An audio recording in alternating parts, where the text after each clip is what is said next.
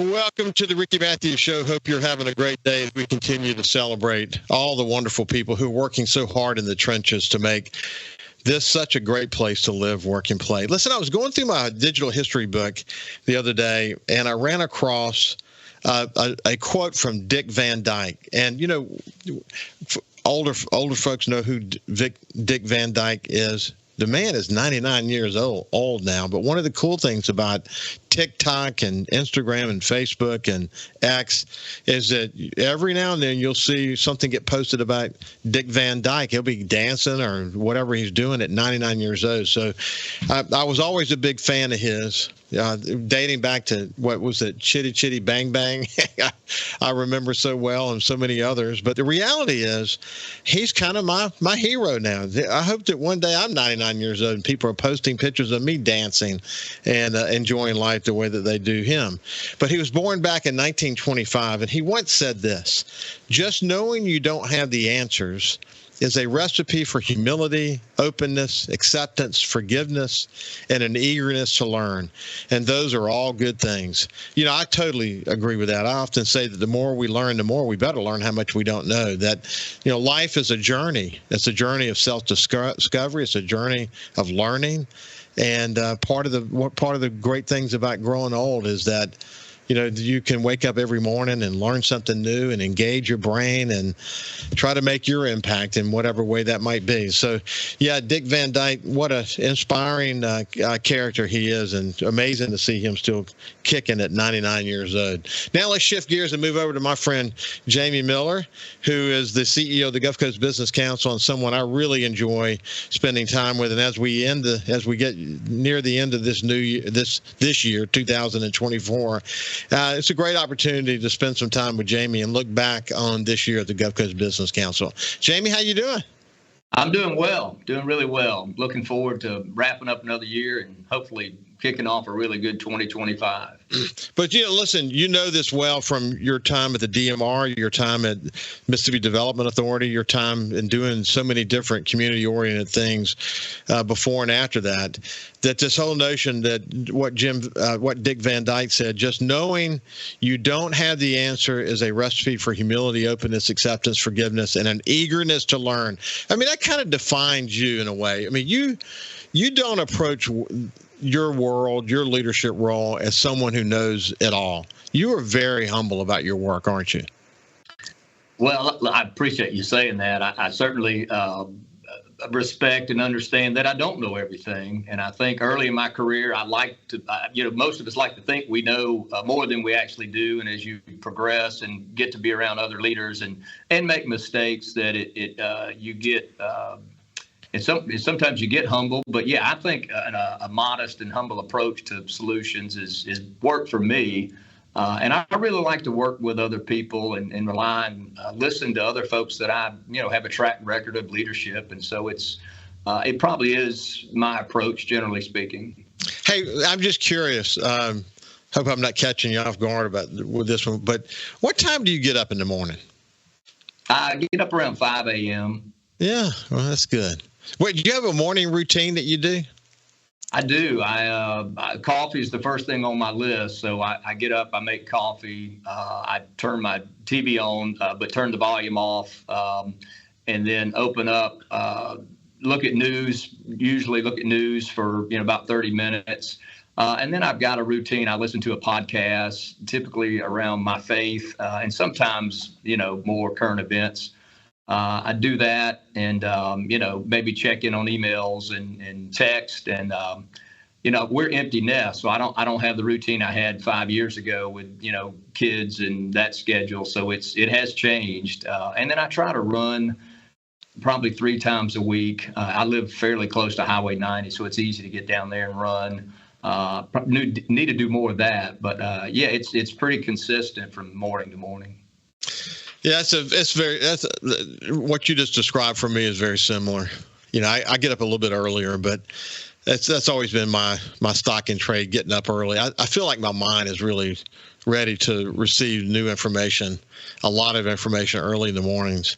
And I got all my news sites. I've really got X set up in a way now that a lot of the stuff that I want to see is fed to me. And, it's no mystery to me why X is the number one news site in the world today, because of the way that it really facilitates and enables us to get the latest, greatest, from the ground, whether it's, in Gaza or Biloxi, you can get it, from citizen reporters, and you can get it from the reporters as well if you choose to do it that way. But it's a great opportunity. I do a lot of podcasts. I watch a lot of YouTube podcasts in the mornings, and there's probably not a minute when something's not in my ear, and one way or the other. Even I might go outside and clean the pool, or do something in the yard, and I've got a podcast in my ear. I'm just eager to learn new stuff. I mean, the way technology has enabled people like you and me, who just look like this human sponge, it's pretty amazing, isn't it? It is. I've benefited from more audiobooks and podcasts. Just being honest, I'm not a strong reader. I mean, my comprehension to sit down and read a book is, I'd get distracted. And so 30-minute, hour-long podcast or YouTube type stuff really seems to fit in well with the way I learn and the way I get exposed to other information. So I try to take advantage of that. Of course, I do read, obviously, but yeah, it's convenient and easy just to have it on in your ear with your phone as you do other tasks. And when I was traveling, I read a lot of just fun books. When I got off the road, though, I didn't read as much. And when you're a CEO, you don't get time to read much that's not job related in some respect. Of course, when you're in the news business, there's always a lot to pay attention to. So I always complained that I didn't really get the opportunity to read for enjoyment. But then as new technology came along, I found ways to get around that, just like you. And it's really worked out well. Of course, in retirement, I can choose what I want to pay attention to, and that's been pretty good. Hey, so Jamie, you guys actually had a general membership meeting back in November, and you and I have not talked since. And I think Kerry Wilkinson actually hosted you guys out at Ingalls, and that's exciting. And we'll talk a little bit more about that in a second. But before we go any further, for people who have not heard of the Gulf Coast Business Council, don't know anything about it, why don't you kind of give us the short story on this organization?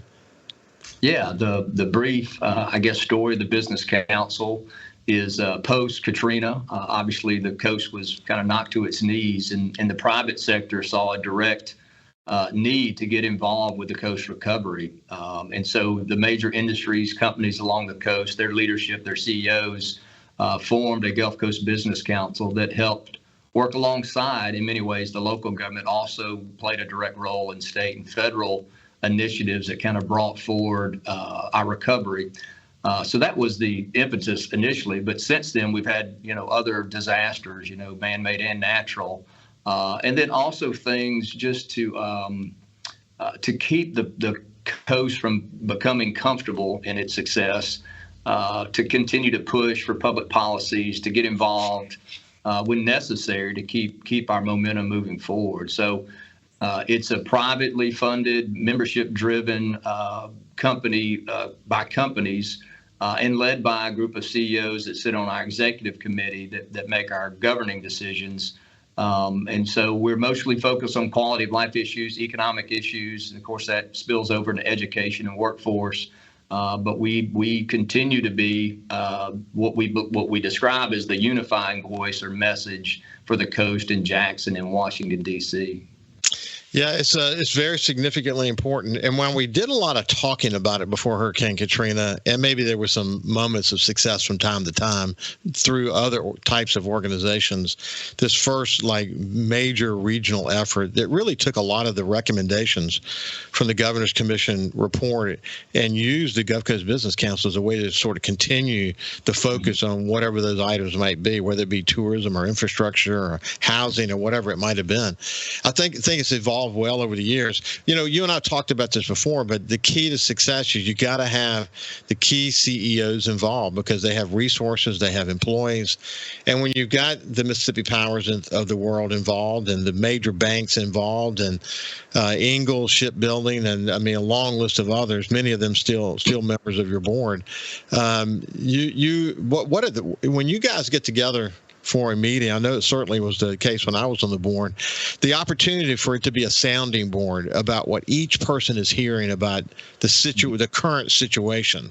And the vision that you had the opportunity to listen to and embrace is pretty significant, isn't it? It is. It's the business council is not just a membership of companies. We are actually the CEOs themselves are directly involved, and I think that's what separates us from most other organizations. You mentioned that we're regional, and you're right. From Chevron all the way back to Stennis Space Center, all the major companies are part of our organization. But where the real significance happens is in our executive committee meetings when those 13 CEOs get to participate and kind of share what they're hearing, what their experience is, and where they think the economy may be going. I get to sit back and listen in many times, and then also prepare and plan for what needs to happen next. Yeah, it's a lot of input from a lot of smart people whose businesses depend on Mississippi Gulf Coast being successful. When we come back, we'll continue our conversation with Jamie, and we'll talk about, we'll go back and take a look at this meeting they had back in November and look at some of the high points from it, hosted again by Ingalls and Chairman Kerry Wilkinson. We'll see you after this. Welcome back to the Ricky Mathews Show from the Citizens Bank Studio. We're visiting with Jamie Miller, who's the CEO of the Gulf Coast Business Council. And we will go back and take a look back at this really important annual meeting they had back in November, a general membership meeting hosted by Ingalls and their chairman of the Business Council, Kerry Wilkinson. But before we do that, as you wind up the year and you think about the role the Business Council has played in so many aspects of this region, this economic engine for Mississippi. How do you think about it? You look back with a lot of pride. You look back and see there's still so many opportunities in front of us. We got to stay focused on that. But how do you reflect on this past year? I think it's more forward thinking, the opportunities that we still need to seek. These past 2 years that I've been the president has been learning, from the organization and our members listening. We did some strategic agreements with all of our local regional partners this past year, which I thought was important. And then launching into 2025, I think where the Business Council, you're going to see a little different we're actually going to take on some programming. We're not just going to be talking about public policy and advocacy, but we're planning to do some partnerships with Innovate Mississippi and MBA to really deliver programs that will get at the heart of how we move our economy forward. And we'll do that with partners. And so I like the idea of not just talking about the programs and the things that are important, but also, getting directly involved with our partners to go deliver some of those things. So I think that's kind of where we're headed. But we had another great year. Membership was up. Our revenue was up based on new members that are joining the organization. And I think that's attributable to the fact that they see value in being a member, that we're not going to sit on our laurels. We're going to move forward and try to tackle those issues that are important. And because of business, this is important to the Business Council. Policy is important. The legislative actions are important. You think back at how active you guys were in the last legislative session. We got another legislative session about to start just around the corner. There's a lot to think about this time of year, isn't there? There certainly is.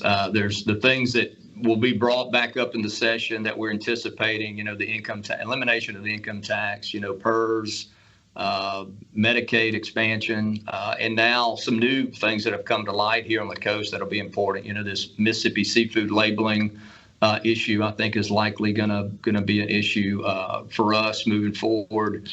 How we permit in-site casinos, I think, is still a question, and mobile sports betting. There's a host of issues from, not super important to really important that'll all be we'll follow all of it. We'll report back to our members on those things weekly. So those are the things you anticipate going into the session. There'll be another dozen things that that will come up maybe that you weren't anticipating.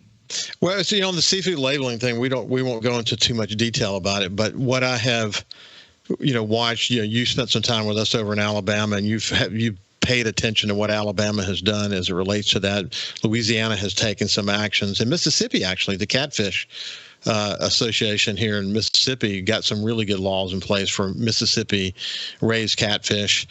It's unfortunate that we're having that conversation, but the way I look at a conversation like this is that there are some not so pleasant news that has come out about us saying we're serving one thing on the menu and we're serving another thing.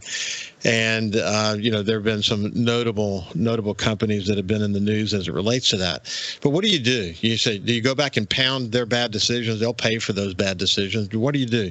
You say, okay, we're living in the world of a digital news world. People are sharing on social news. Social media. Excuse me. You've got the various travel sites.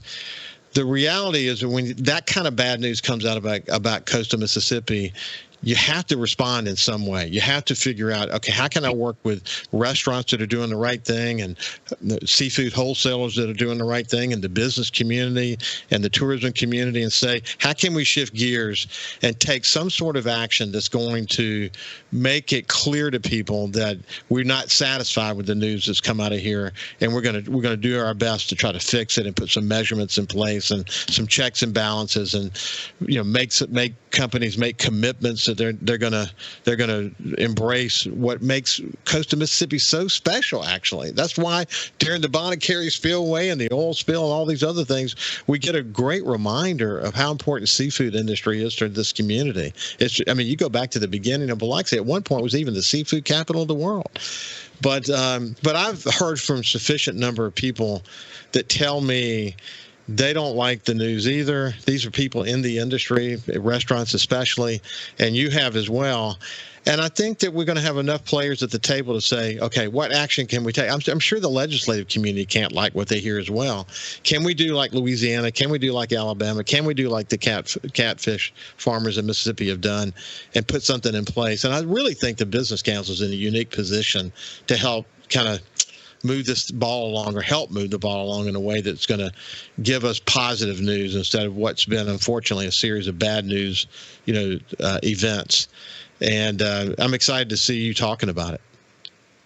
Yeah, just like you, I've had people reach out to me, and I've tried to make calls and make sure that we're not ahead of something, make sure we understand what the right solution is. And so, Department of Marine Resources, I've had one or two legislators share their direct interest in it. Obviously, restaurateurs, other folks that are doing it right. Anytime there's a question mark around transparency as it relates to seafood and what's being delivered, you don't want that. And so I think the right approach is, given where we are, we need full transparency to the degree, not to injure anyone, but to make sure that when people come to the coast, they're given proper labels as to what they're consuming, and then same thing through the industry, all the way up vertically. So I think we're going to get there, and I think it's going to be good for everybody.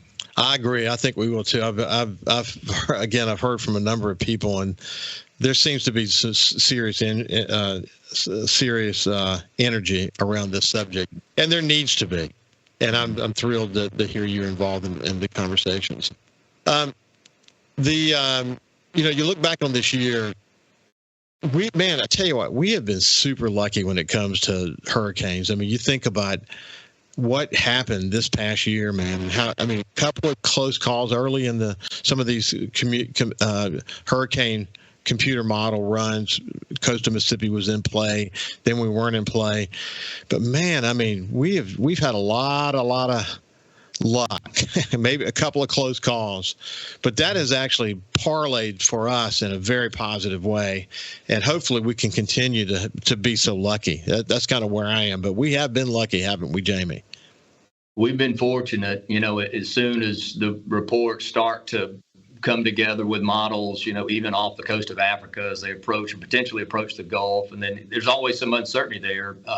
But places like Ingalls, Chevron, Mississippi Power, they have to start contingency planning, 96 hours out. Those things just don't shut down and reopen. And so it takes a lot of effort, a lot of planning regardless. But to your point, not having that disruption based on a hurricane has allowed our economy, our cities, continue to kind of generate the economy that we've been fortunate to have for several years now. So I know it puts people on edge. It's a nervous time during the storm season, but thankfully we've missed those direct hits. Hey, but here's an interesting point about that though.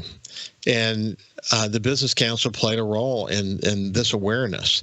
But you go back to Hurricane Katrina, one of the things we worked so hard on, not only with the Governor's Commission, but once the Business Council was formed, is that putting tremendous focus on building codes and what needs to happen along coastal Mississippi, and then more recently the focus on fortification and what that could do. The new state of Mississippi grants. I think $10 million was established, and maybe they'll put more in it in the future to get people to a gold standard of certification, so that anything we can do to reduce the risk and anything we can do to reduce future damage is going to be a positive thing. And in a recent conversation with insurance executive Frank Bordeaux, who you know well, we talked about that. And it's interesting. Zeta, for example, when Zeta came through, when he goes over to London and meets with the reinsurance market, and by the way, for people who didn't hear that conversation, the reinsurance market is essentially this is the insurance that insurance companies get. And what determines the reinsurance market pricing are global events. And these guys, as Frank puts it, are unbelievably aware of each and every state and what their exposures might be. And so we had a long talk about the situation. But Zeta and how we fared for Zeta really factored into the models very positively. What we've done with building codes and what we're doing with fortification. He said the biggest concern now is these big wind events that went into North Carolina and South Carolina, et cetera, that's factored into the models now, and they're actually getting more concerned about what happens north of the Mississippi Gulf Coast now. So we're all going to be having conversations about building codes and all those other things. I'll finish that part of the conversation when we get on the other side, and we'll continue our discussion with the CEO of the Gulf Coast Business Council, Jamie Miller, after this break. Welcome back to the Ricky Mathews Show from the Citizens Bank Studio. I have Jamie Miller, the CEO of the Gulf Coast Business Council. And when we went to break, we were just talking about how lucky we have been as it relates to getting a direct hit from a hurricane. And I was mentioning that when Frank Bordeaux meets with reinsurance markets or reinsurance companies in London, they specifically point out that the coast fared well during Hurricane Zeta, which means a lot of the fortification that we're doing, the infrastructure that we built, we want it to be sustainable infrastructure, spent, literally tens of billions of dollars rebuilding that infrastructure after Hurricane Katrina. And then, of course, the fortification efforts that are in place as well has really bode well. And he sees, first of all, on the business side, some rates have begun to come down. He expects that to happen on the homeowner side. But then what he expects to see north of here is the rates will start to increase as they, as I mentioned, factor into their models hurricanes that have gone far inland into America and had, straight line wind events and significant flooding events. Of course, the reinsurance market is not covering the flooding events. Although I think that there's a lot of effort now to have the National Flood Insurance Program, buy reinsurance. So it'd be interesting to see where all that goes. But we've been lucky, and hopefully we can continue to have a beautiful beach and not have an aftermath. But we know it's going to come, don't we? And when we do, we're going to be better prepared. We're going to be insured, hopefully, and we're going to have a business council that can help us in the aftermath of whatever it is, because we will get hit again. There's vast awareness about that, isn't there? Yeah, it's just a matter of time. We will be hit by a large storm. I think you're right. We need to take credit. We need to give credit to businesses and homeowners. Our built environment looks much different than it did before Katrina. And some of that has come with some growing pains, having to go that extra mile with building codes, elevating structures, utilities, how the utilities are put together. But I think Zeta may be the best example of that. I would say Zeta hit the Gulf Coast, but largely, had we looked like we did before Katrina, that storm would have had much more dramatic impact. So we are doing a good job, but there will be another large storm that we'll have to contend with. But to your point, we're far better prepared. And the more you're prepared before that storm hits, the quicker you can get back to some normalcy. So let's hope it's a long, long time from now, but it will happen. Yeah, you were, I don't know if you're aware of this, or maybe you and I talked about it, but Ben Brown, who worked closely with us in Alabama at the oil spill, and also helped us very closely with writing the report from Mississippi after Hurricane Katrina, worked with Andreas Dwani, the famed architect and planner who's the father of new urbanism. He lives in Asheville, and he was directly impacted by the storm there. And it was interesting because when I reached out to him, you know what, I asked him, I said, Ben, how can we help you? You've done all this work for us. He said, no, we're doing fine. We've got plenty of help. He said, here, you know how you could help me?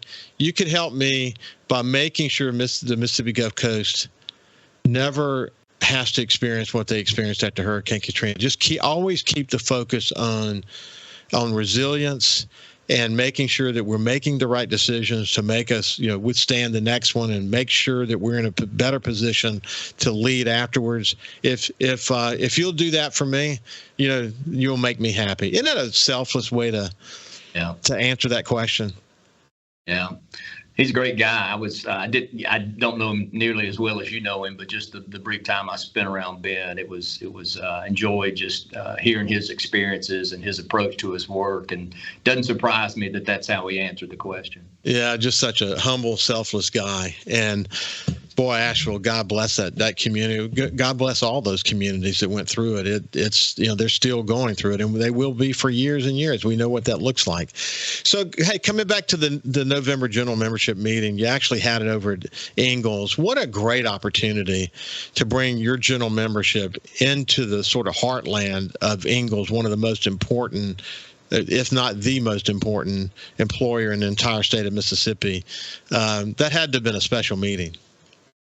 It certainly was. And I think one thing I learned coming into this role was I was reminded that we're a regional organization, but most of our membership meetings happen in Harrison County. We have, done a better job, I think, the last 2 years coming out of the COVID, obviously, in the pandemic, is to move our meetings around. And there wasn't a better place to have it than at Ingalls Shipbuilding in November. Kerry Wilkinson, who's been our chairman of our organization for the last 2 years, hosted us. They've got fantastic meeting facility, but then we did a tour of the shipyard, and I was surprised a little bit of how many people have not toured the shipyard, but it makes sense because you just don't walk onto the shipyard, obviously. So we had to get clearances, and people had to pre-register to attend that meeting. We had about 100 people, and the weather was perfect.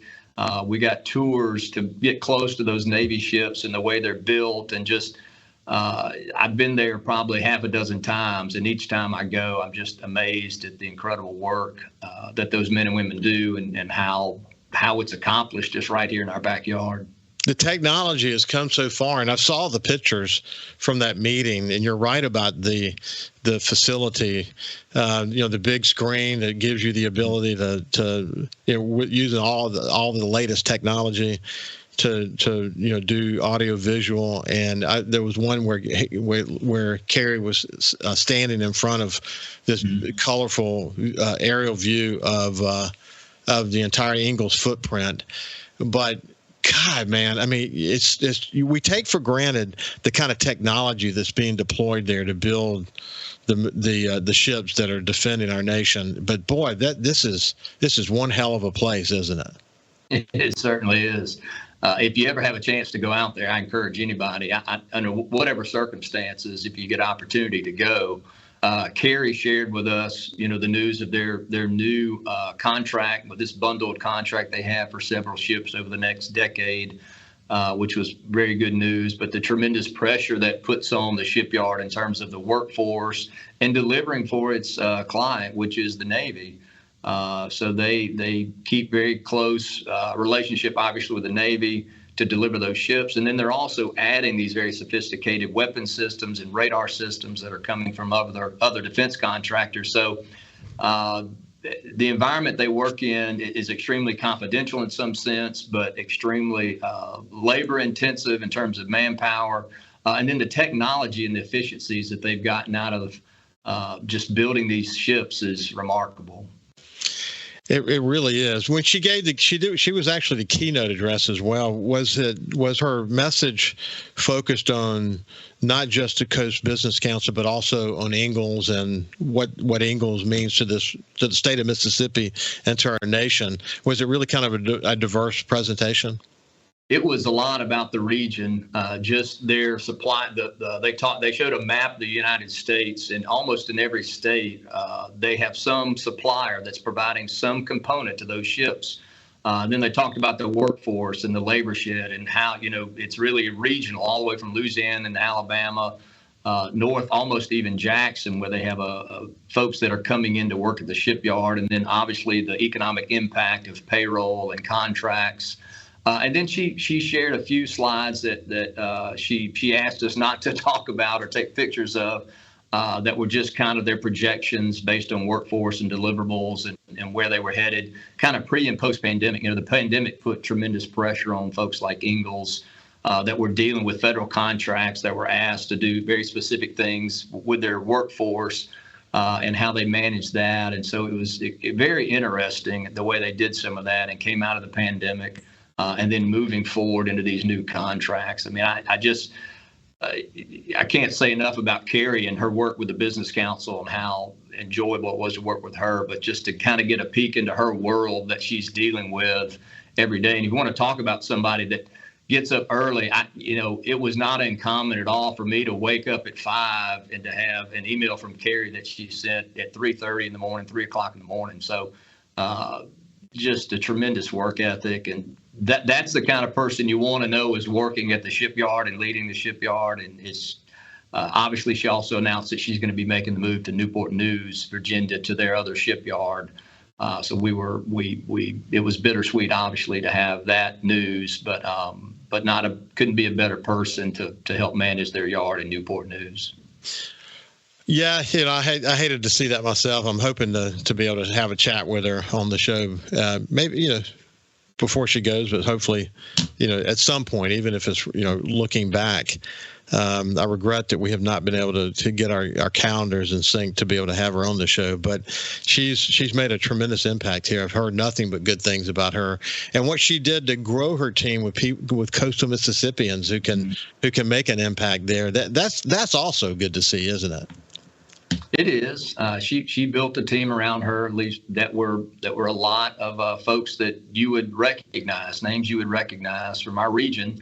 That became a key part of their leadership team. And obviously we have the talent here, and she recognized that talent and built it in as a part of their executive leadership. When we come back with Jamie Miller, we're going to finish up the final segment with just seeing what's going on in his world. And we'll see you after this. Welcome back to the Ricky Mathews Show from the Citizens Bank Studio. As we sort of wind down this year, it's amazing to me. This year is coming to a fast close.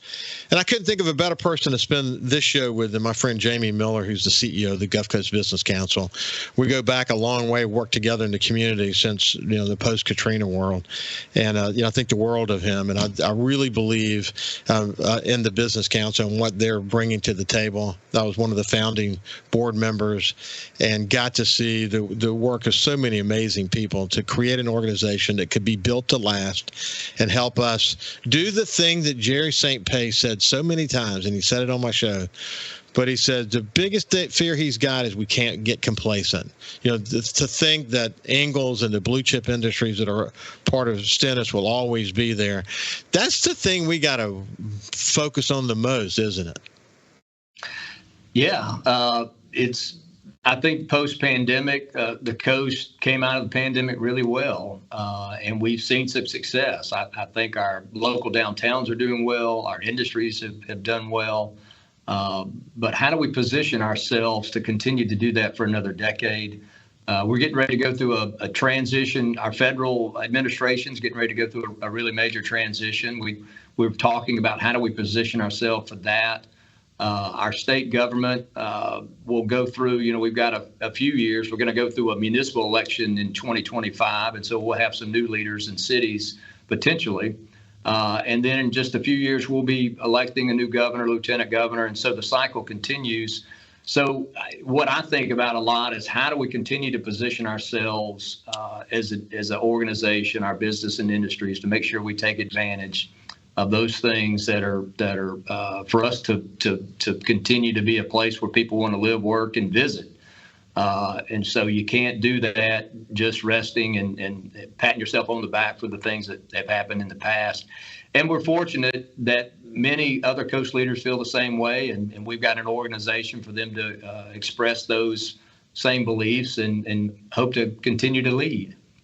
Well, listen, Joe Max Higgins, and we'll talk about that in a couple of days, but the reality of Trump's election, whether you supported him or not, the reality of his election from an economic development point of view, the reverberation throughout the economic development community is going to be gigantic, because you think about the focus on energy, the focus on regulations, the focus on you name it, is going to enable, I think, faster processes in place to get economic development projects through faster. And I mean, listen, the focus already that he's put on how the bureaucracy and the managing class in Washington has really slowed everything down.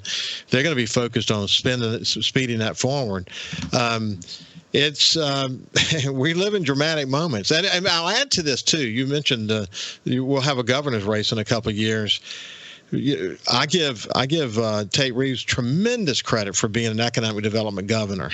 And when I talk to Joe Max Higgins, he reiterates the incredible reality of the facts, and that is during Reeves' tenure, the numbers don't lie.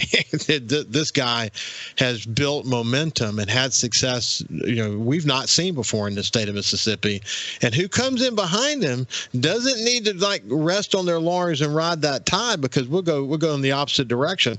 I pray the next governor has just as much focus on economic development as Tate Reeves. But Tate Reeves leaves a legacy that's going to be hard to follow, doesn't he? He does. I don't know if they'll write a book about his administration. Certainly there'll be folks that will remember it. I was at MDA when he came into office, and if you take his first 2 years when he was dealing with floods and the pandemic and just incredible health policy issues around those things and disaster related, to where he is today in the incredible accomplishments of his administration in economic development.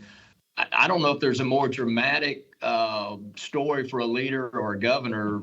Haley Barbour obviously had Katrina and led us out of that. But I think the story that will be left, of course, he's still got a few years left in his term, but it's a remarkable story of a leader, at least a governor that took on some real challenges early and then caught his momentum now and delivered projects for the state. So it's a good story. Well, what's important too is that the things that come to fruition take years to come to fruition. So even during these challenging times, pandemic included for sure, there must have been tremendous conversations still taking place, a lot of focus that was happening, and he has a lot to say for it. Yeah, Governor Reeves has had a remarkable time as governor. If you remember back when he came into office, he was dealing with floods across the state, a pandemic, a national health crisis, and then fast forward to where he's at today. He's made significant, the largest announcements of economic development projects in our state's history. And so I think, and he's got a few more years left in his term, but I think history will look back on this governor from his first years of his first term into where he's at now. And it's a remarkable story of him managing kind of in a crisis mode in the pandemic and disaster recovery to where he's at now, where he's on the offense and has taken him and his administration have really led in these announcements. So I think his legacy, unless something changes dramatically in the next few years, it's going to be one that Mississippians will look back on in a very favorable way. Hey, Jamie, it's been a pleasure to spend some time with you, my friend. Oh, it's been my pleasure as well. Glad you're doing well. Hope you get back in the woods and hey, have a great 2025. You too, man. Happy New Year to you. This has been Jamie Miller, the CEO of the Gulf Coast Business Council. Have a great day, and we'll see you tomorrow.